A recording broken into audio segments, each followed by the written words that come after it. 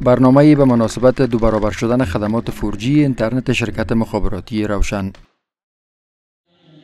مسئولان این شرکت میگویند که شرکت روشن در سطح کشور 91% جمعیت را زیر پوشش خدمات مخابراتی و اینترنتی خود قرار داده است.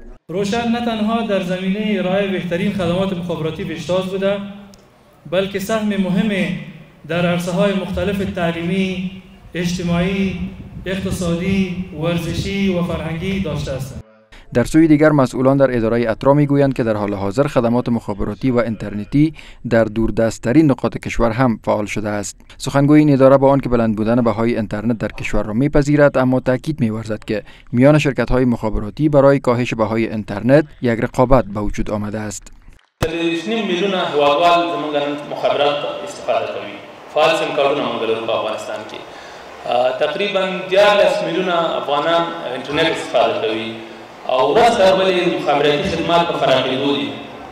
نن موږ او تاسې په بدخشان کې، په پامیر کې او په واخان کې خدمات لرو. در حال حاضر شبکه‌های سلام، روشن، افغان بیسیم، اتصالات و MTN در کشور خدمات مخابراتی و اینترنتی را ارائه می‌کنند.